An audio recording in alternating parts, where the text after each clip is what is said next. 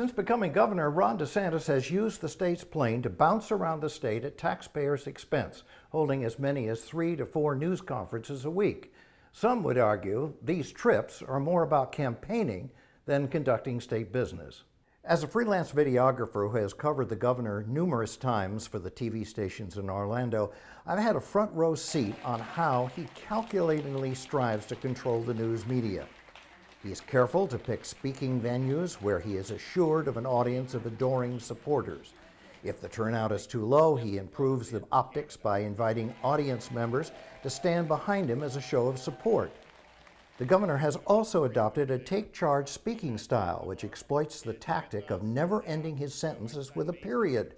And I heard day in and day out from people who had to pay an awful lot of money for prescription medication. It's also one of the leading drivers of costs for our businesses and small businesses. You know, they don't necessarily like taxes, but they can deal with it because Florida's pretty good.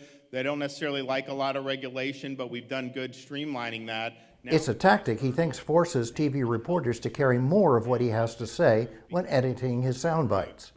And then there was Christina Pushaw, the governor's overly aggressive $120,000 a year press secretary. She's gone now, but she'd like to pick fights with reporters and photographers.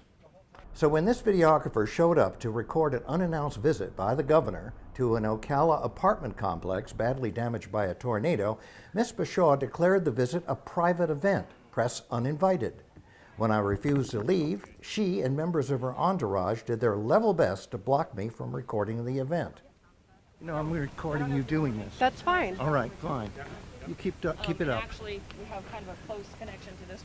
Why Mrs. Pushaw thought her pit bull actions that day was in any way in the best interest of her boss defies logic, especially when he announced he was going to provide financial help for those affected by the storm's damage.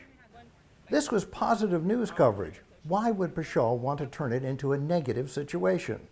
Was she on a power trip? Paranoid? We'll never know.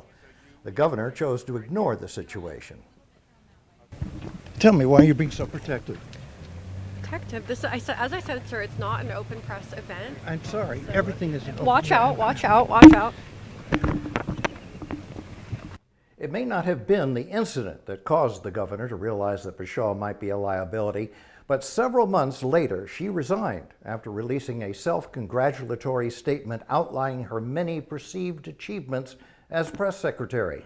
But surprise, surprise, or maybe not so surprising, she announced that she had accepted the position of Director of Rapid Response with the DeSantis re-election campaign.